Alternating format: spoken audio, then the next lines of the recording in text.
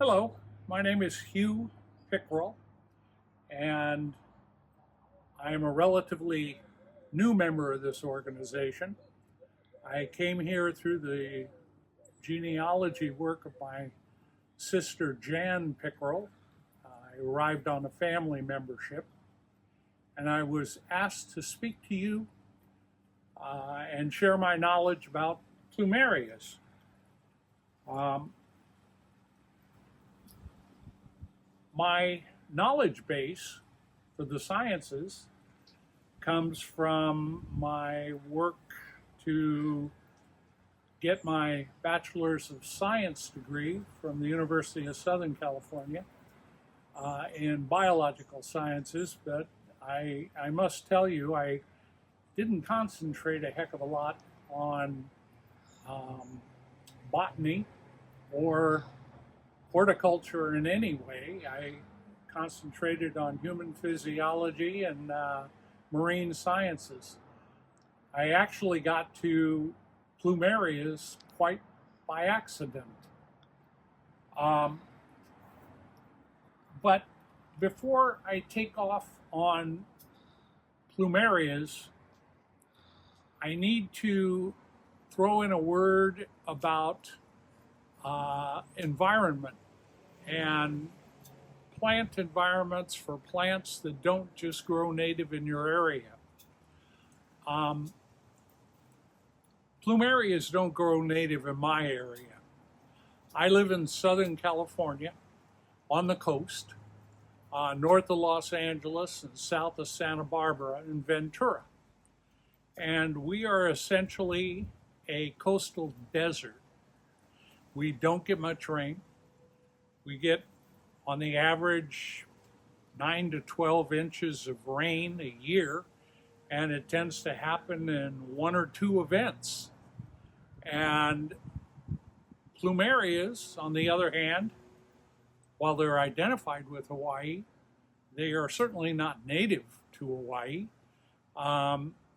They were first identified in the Caribbean, more like the Central America area and the northern parts of South America, in what I think of more as rainforest areas where it's humid.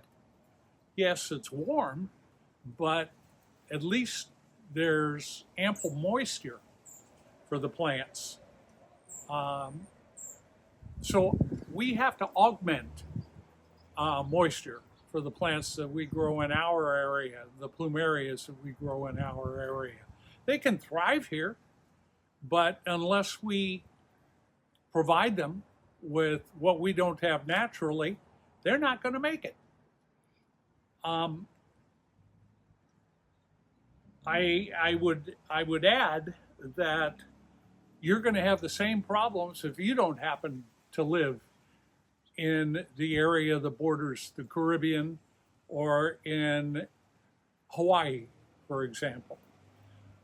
You might be asking yourself, how did plumerias get to Hawaii? And they got to Hawaii like, and most of the plants in Hawaii are not native to Hawaii, like the pineapples, for example. They also come from the Caribbean. The Catholic monks and priests who accompanied the early explorers tended to gather plants that they thought were interesting as they traveled with the explorers, and they hit that Central American and northern part of South America region, and they collected samples. And as they went ahead and made their way across the Pacific and got to Hawaii, they left the plants there. And the rich volcanic soil and the moist climate just allowed pineapples and plumerias to go absolutely crazy. And most of what we know in the vibrant colors is a result of that Hawaiian laboratory, if you will. Uh, the environment was just so rich for the plants that they took off and did very well. They thrived. Um, I stumbled onto cultivating Plumerias entirely by accident. And that led to many mistakes as I tried to find success with them, and I'll share those with you too. I'm not going to tell you that you can't grow them in your area. I'm sure that you will be able to grow them almost anywhere in the continental United States because I've sent them to relatives all over the continental United States. My sister lives in Washington, D.C. I have a brother who lives in Idaho. Janie Sue, well, she lives very close to where they were originally found in Houston. They were found in that Caribbean area, so she's definitely able to make them thrive in her area. She and Davina are doing quite well with theirs. But you're going to have to adjust your environment to fit the plant. Plants don't do too well at changing their dietary habits and their sunlight habits to meet your environment.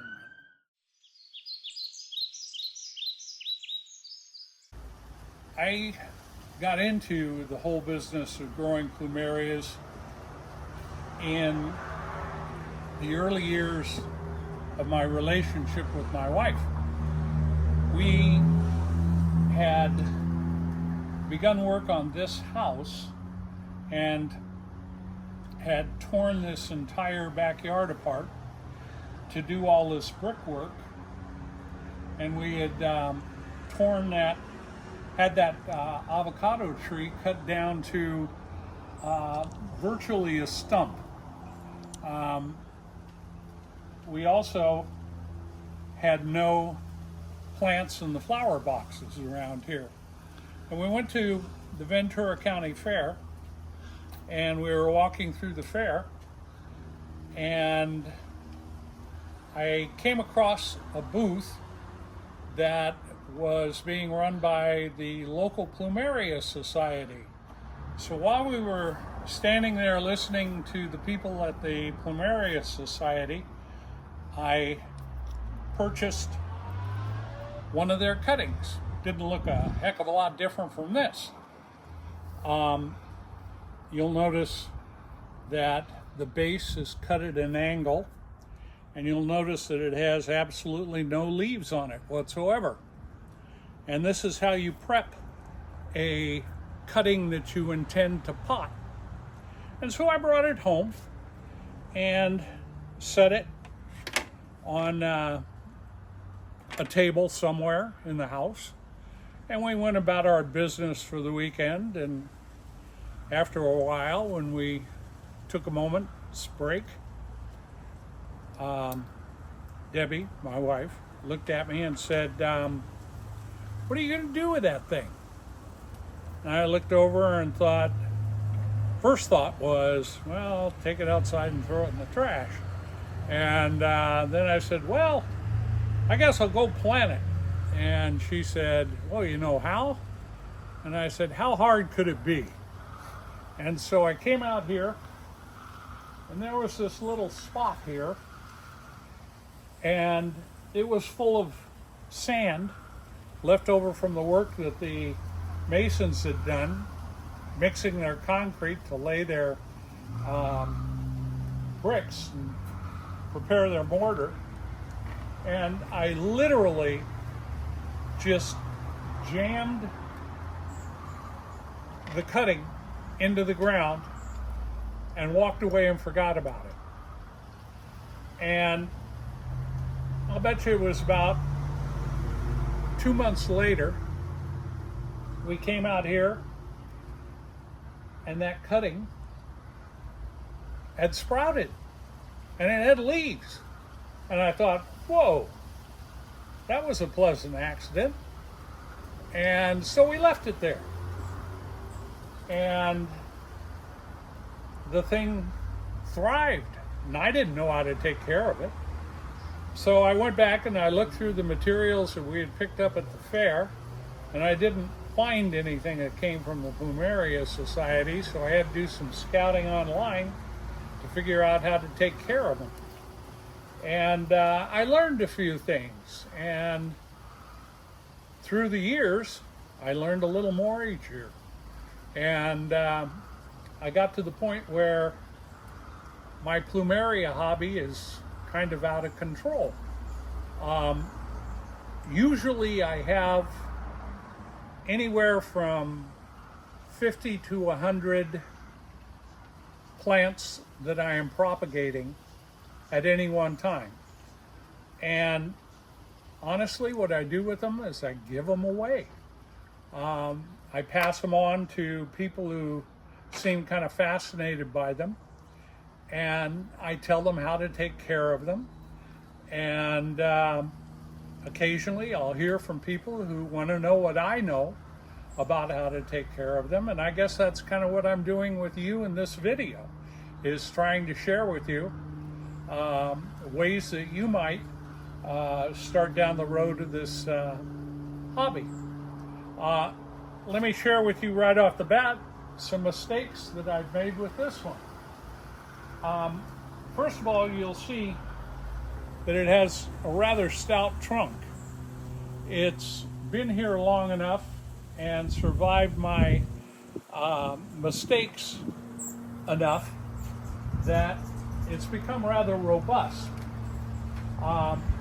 In fact, it's become so big at different times that it's completely blocked these two stairwells. And I've had to come out here and basically cut a pathway through so that we can go up and down the stairwells. And I was taking the cuttings and just throwing them in the trash. And one day I was out there doing that, and my next door neighbor came over, and as fate would have it, he's a retired commercial nurseryman.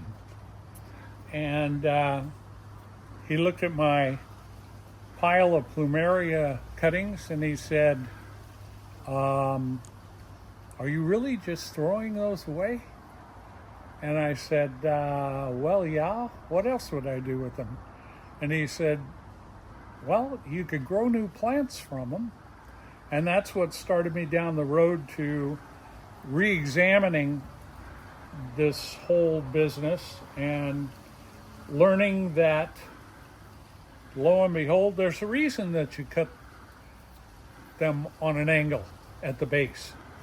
And the reason is simply that they're kind of a fleshy plant. And fleshy plants tend to be prone to rot. And if these babies rot, you might as well just throw them in the trash. You cut them on an angle so that when you do plant them in the soil, water will not pool around the stem base. Because if water pools down here at the stem base, that's one thing that will cause the base of the stem to rot. And that will kill the plant. And you'll never get anything growing from this. You strip all the leaves off so that the new plant is not going to struggle to maintain the leaves. It's going to try to sprout roots so that it can push nutrients up through these stems that will support the leaves. And with that, I'm going to take you over and give you a little potting lesson and show you what you need to make a plumeria do well, first of all, in a pot. And as we go over there, I'd like to show you a plumeria in a pot and assure you that they can do very well in pots. Would you point the camera over at that one in the pot?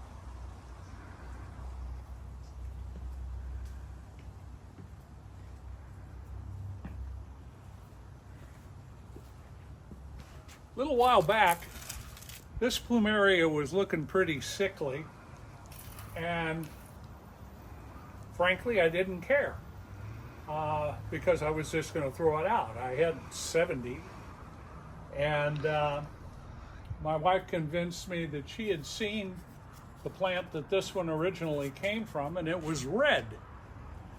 I find that getting the colors to succeed, the colored blossoms, plants to succeed is kind of difficult. And I thought, wow, if I can make this one succeed, it'll be good.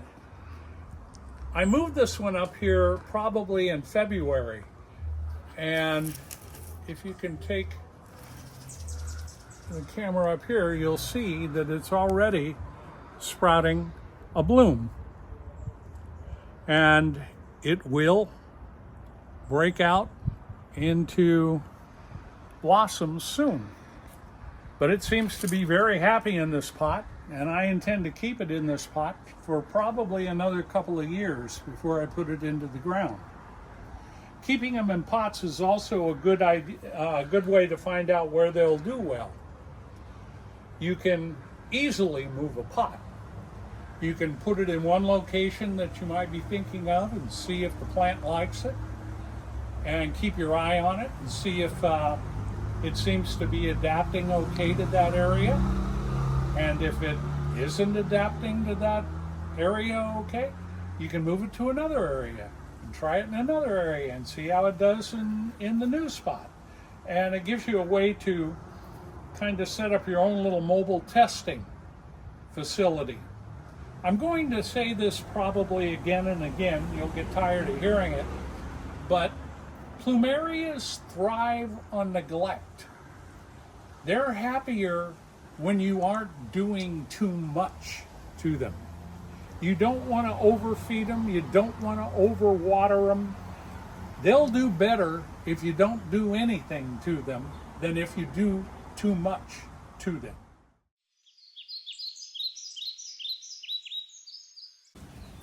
This is that plant, the first one that I ever planted that I referred to as my parent plant. This is the one I knew nothing about when I stuck it in the ground. I had someone tell me later, you'll notice that it's a white blossomed plant with lots of blossoms in each cluster. It's called a grape expectations, and no, I have no idea where they come up with the names. And I have no idea if that name is actually appropriate or correct. It hasn't been professionally identified. But I have discovered that the white ones, for some reason, are the hardiest, and they make the best foundation for whatever you might want to do with your plant. For example, I've started grafting on this one just as a fun hobby. This branch here, although it has no blooms to show for it right now, this is a graft, and this is a pink grafted branch on my white parent. Over there on the other side, there's a yellow grafted branch onto this white parent base. When you look down here at this trunk base, I rest assured that this plant is going to be getting plenty of nutrients up to these grafted branches that I'm putting on here, and it makes for kind of an entertaining plant. People are kind of surprised when they see multicolored blossoms on one plant. But I also want you to see from this perspective that I have these gangly, spindly branches. And the problem is that the avocado tree next to it is shading it. And these things love sunlight. So I had to do something to kind of bend it out so that it can get to the sunlight, help it get to the sunlight, and hopefully get it to the sunlight before its shading causes the branches to break. You can see here, I have a stump here, and I have a stump here, and it's because it was leaning so much to get to the sunlight that they broke off. So I dug around in the garage and gathered together some of my plant support materials that I'm sure you'd recognize, like garden tape. And I tried these things first. These kinds of garden tapes. And I put support stakes into the ground, and I wrapped the branches to the stakes. But if you'll recall, I said that these can be kind of really fluid-filled trunks. When you wrap this kind of a garden tape around it, and this thing is growing actively, it can strangle itself. And that's not going to help your plant survive. So I went back to the drawing board, and in the garage, and honestly, I have no idea what I bought it for, I found this plastic mesh material. And I found that when I cut it in strips and use it as kind of a cradle, along with some zip ties and wire, it provides the stems with support. Yes, you could use old nylons or anything like that that spread the support out and provides kind of a support that's generalized as opposed to a concentrated band of support, and leaves room for the plant to grow. But I would recommend it. You'll find that these things are really easy to shape. You can move them very simply. And that's why I didn't do anything fancy when it came to twisting down the wires that I'm using to support it, because I can shorten them up. In a week or two, there's going to be enough slack in these wires that I'll pull them, I'll loosen them up, pull them tight, and twist them back down again. So there's no sense in doing any kind of a fancy tight wrap if I'm just going to be readjusting it all the time. But the important point here is to make sure that the support that you're providing for the plant is a generalized support on the stem and not a concentrated tight wrap.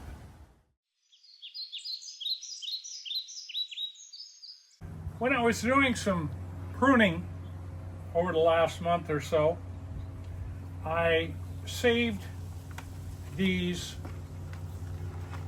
pieces that I thought would make good plantings. And it reminded me that telling you about them might help you understand about those monks and priests and why they were able to get plant samples to the Hawaiian Islands. When you read up on preparing canes for planting, they tell you to cut the stems at an angle, strip off all of the leaves, and let them set without water for at least 2 weeks. And that's what these have done. Of course, now I have to plant them. And to plant them, this is what I do. I take a planter, and honestly, I tend to use stuff that's left over from other plants that we've planted around the yard, or plants that I managed to mooch from neighbors who were doing plantings in their yards. I cover the bottom, the hole in the bottom, to promote drainage. I cover the bottom with large rocks. I then take a bucket and I put in about a mix of about 70% cactus mix that promotes good drainage. And then I add to that about, none of these measurements are critical, so don't go weighing out the components, trust me. I take about 30%, or at least a good dollop, of sand or decomposed granite, works just as good, to just loosen up the soil a bit more. And frequently, I will add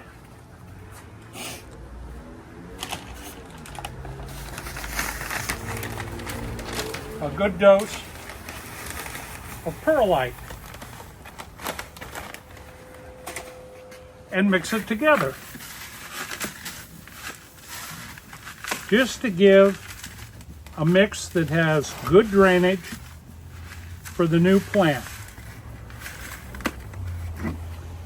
And I pour this on top of the rocks.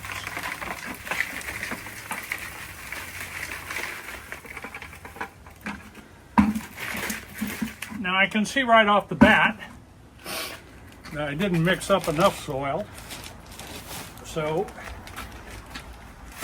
I'm just going to throw in a bit more.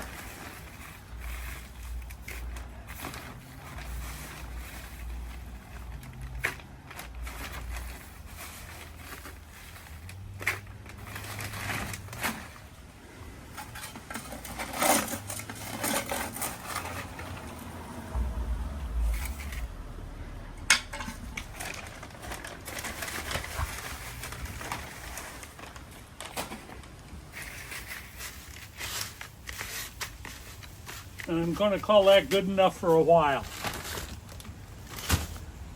Now, I take my cutting and I stick it in about 4 to 6 inches, and that's going to be its home for about 2 years. And I'm going to set this up here in what I've come to call the nursery.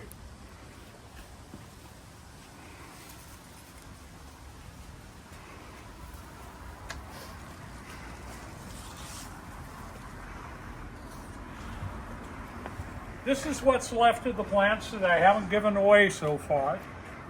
So far in the last maybe 3 weeks, I've given away 4, maybe 5 dozen newly rooted Plumerias. But I'm going to add these to this group, and hopefully in a year or so they'll start looking like these.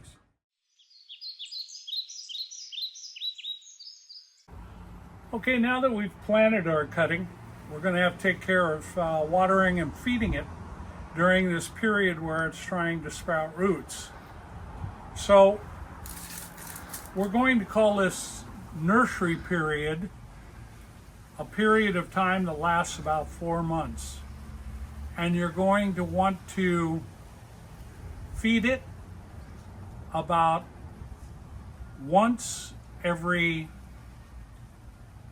3 to 4 weeks. And you're not going to get crazy with watering it during this period. You may sprinkle it a little bit, but you're not going to get nuts about soaking it. You're going to be primarily depending on what you give it when you feed it. I tend to use water-soluble fertilizers, And the reason for that has to do with just making sure that my plants are getting their water with their food. Now, when they're in this cutting stage, what I tend to give them is a dose of some kind of a quick start. And trust me, I'm not selling any brand, but I give them some kind of a quick start because the quick start fertilizers tend to be really mild and they contain vitamin B1. You'll want to check the labels to make sure that that's what you're getting. This happens to be a 4-12-4, meaning that it's 4 parts nitrogen, 12 parts phosphorus, and 4 parts potassium. And that's not a very strong fertilizer. I augment that with a dose of Super Thrive. Now, as I said, I'm not getting any kind of a kickback or royalty from Super Thrive. Remember the commercial grower that I told you about, who's my next door neighbor? He and his father before him were commercial growers, and Larry told me that they met the man who put this stuff on the market, and they used to buy this stuff in his nurseries in 55-gallon drums. And you don't use much of it. It's available on Amazon.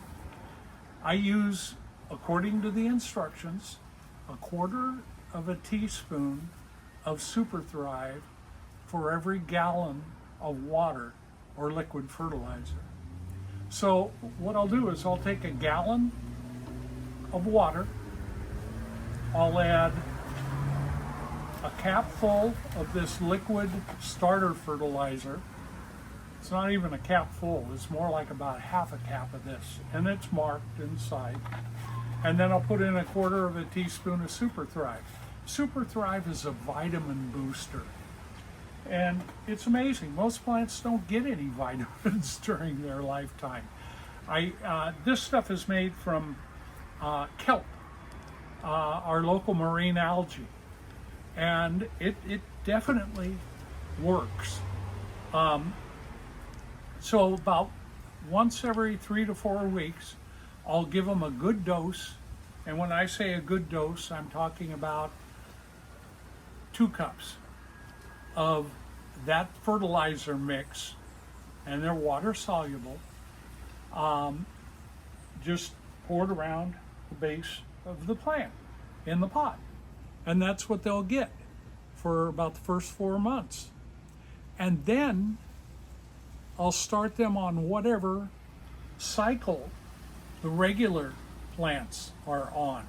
And I water all of my established plants on that once a month basis. Now, let me explain that cycle, that fertilizing cycle. In this environment that we have here, from January until through March, January through March, our plants are in a general growing period. They're coming out of a period of dormancy that they're in for the winter months, and they need to kick in their food production to the plant and establish stems and trunks and pump up their leaves and just get generally healthy after this period of hibernation that they've been in for the winter months. And during that period, I give them a general fertilizer, which is water soluble, and I mix it with Super Thrive. And this particular water soluble fertilizer just happens to be a 24-8-16.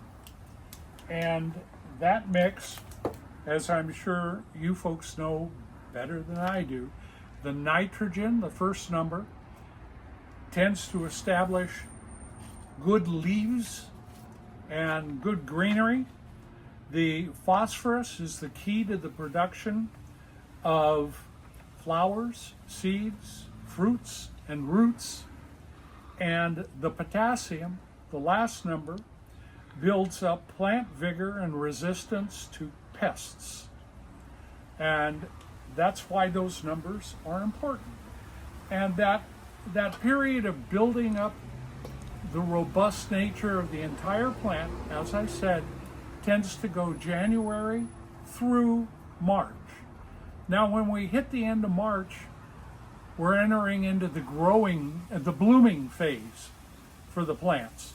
And that'll run March, the beginning of April through about the end of September. We're in it right now. You've seen the Plumerias around here and how they're doing.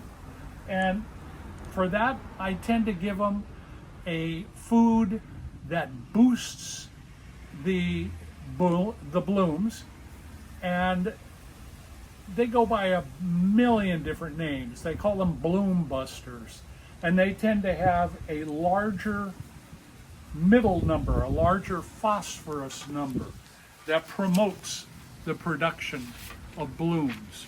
And the one that I tend to use during those months is a 15, 30, 15. And 30 is definitely a strong number, but it helps them build blooms that last. And yes, I throw in 1/4 of a teaspoon of Super Thrive per gallon. And then at about the end of that blooming period, and that blooming period, as I said, goes through the end of September. When we start getting into October through the end of December, the plumerias go into a period of dormancy.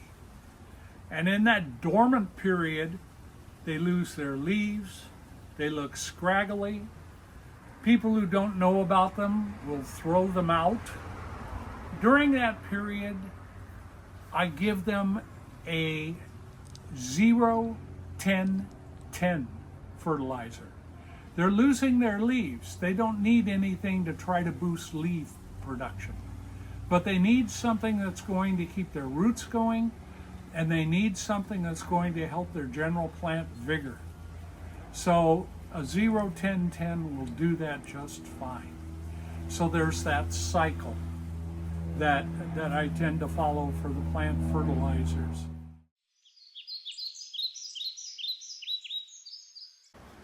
When we were having some tree trimming done, we ended up with a bunch of damage being done to plumerias that were in pots.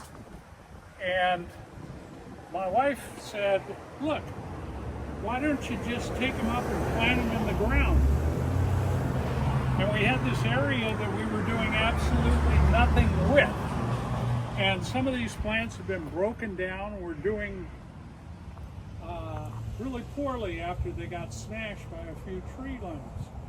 So we brought them up here and put them in the ground, and they took off like gangbusters. And they've done quite well up here. In fact, I'd be so bold as to say that they've thrived. This is what they've managed to do in about a year since they were broken.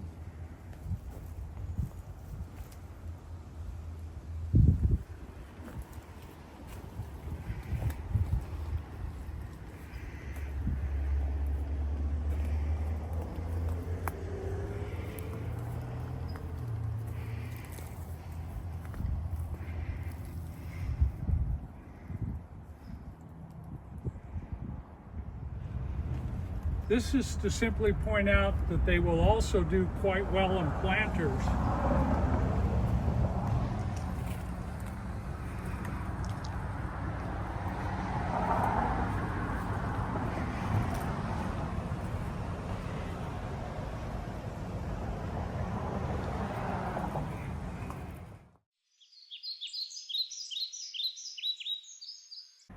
Thank you for the honor of allowing me to address you and share what I know about plumerias.